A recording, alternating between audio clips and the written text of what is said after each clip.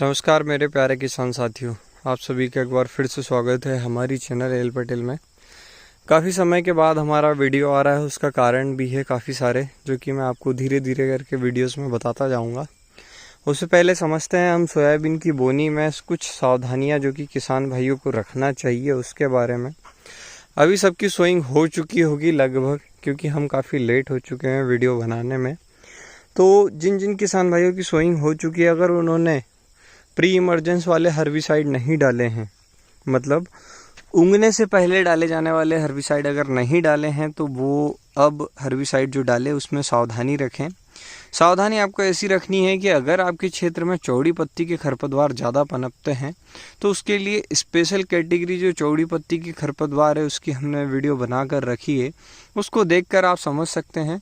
और अगर आपके पास सभी प्रकार के चारे उगते हैं तो उसके लिए भी आप वीडियो देख सकते हैं, वो भी मेरी वीडियोस में रखी हुई है। आप उसमें से जाकर के विजिट करके देखेंगे तो आपको चैनल पर मिल जाएगी कि कैसी कैसी हमने वीडियोस बनानी है और क्या क्या दवाई उसमें हमने डाली है और उनके क्या रिजल्ट आपको मिले हैं।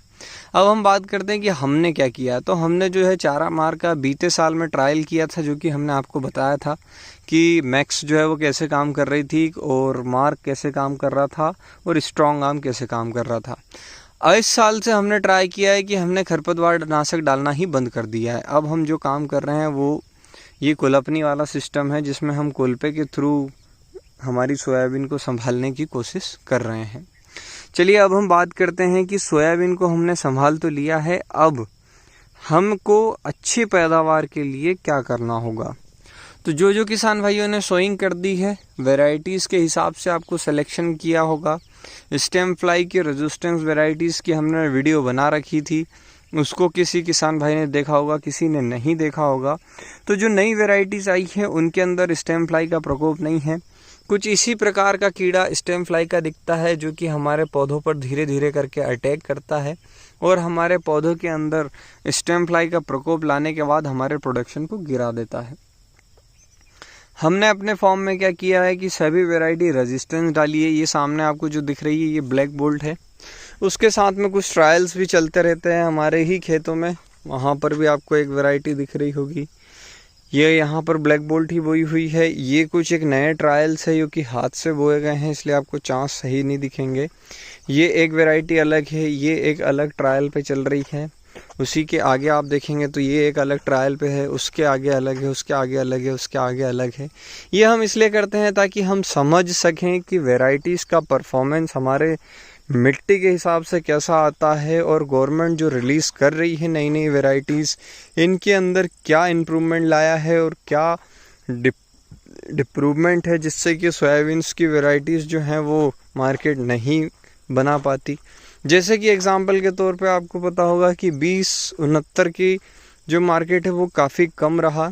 ऐसे कि ऐसी एक RVS 76 नाम से एक वैरायटी आती है, उसका मार्केट भी काफ़ी कम बना, जबकि वो रिलीजिंग वैरायटी है। उसी के साथ आप देख सकते हैं 20-116 का भी मार्केट बहुत कम रहा।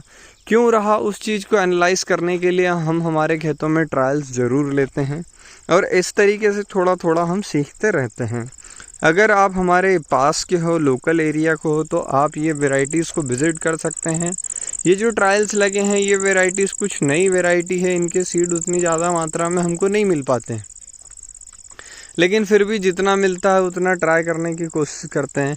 जैसे अभी NRC 142 रिलीज़ हुई है, JS 2172 रिलीज़ हुआ है, तो ये ज़्यादा मात्रा में सीड इनके नहीं है, कम मात्रा में ही सीड है। तो कम मात्रा के सीड से हम थोड़ा सा पहले समझ लेते हैं कि ये हमारे खेतों के लिए पर्याप्त तरीके से रहेगा या नहीं। उस हिसाब से फिर आने वाले समय में हम इसको पसंद करेंगे। जैसे कि आप देख सकते हो अभी हमारा जो सीड रेट है वो काफ़ी कम है, काफ़ी गैप आपको दिख रहा होगा पौधों के बीच में, लेकिन ये जब फाइनल स्टेज आती है तब तक ये पूरा कवर कर लेती है वैरायटीज़। अब हम बात करते हैं कुछ सावधानी जो कि आपको रखनी है जिससे कि आपकी अच्छी उपज आए। तो जो आपने रेजिस्टेंस वैरायटियाँ ली है या फिर जो भी आपने वैरायटी सेलेक्ट करी है, उन वैरायटीज़ के साथ आपको ये ध्यान देना है कि आपको उसके अंदर कुछ मात्रा में फॉइलर में फर्टिलाइज़र डालना होगा। अब हमको बात करनी है कि क्या डालना है। तो गवर्नमेंट मानक के अनुसार मैंने आपको बताया था कि जितनी सोयाबीन को फॉस्फोरस की आवश्यकता होती है उतनी ही सोयाबीन को पोटाश की मात्रा भी लगती है। ये एक ऑयली सीड है, मतलब इसके अंदर से तेल निकलता है, तो इसको जो है सल्फर की मात्रा भी लगती है।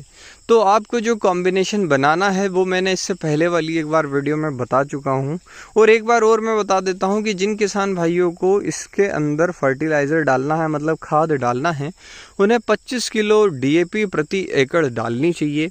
उसके साथ में इन्हें 8 किलोग्राम सल्फर डालना चाहिए, जो कि बेंटोनाइट आता है 90% फॉर्मुलेशन में।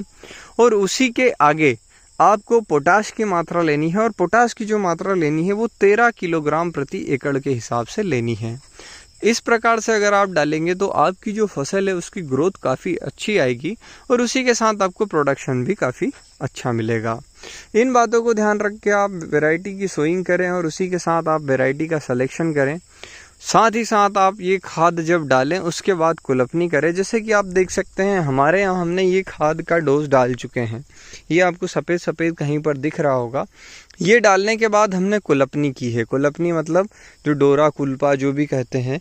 ये क्यों किया है? क्योंकि जो DAP में जो फॉस्फोरस होती है वो हमारी मोबिलाइजिंग कम होती है, मतलब वो पौधे के पास ऑटोमेटिक नहीं जाता। जब तक पौधे की जड़ वहाँ तक नहीं पहुँचती है वो काम नहीं करता है।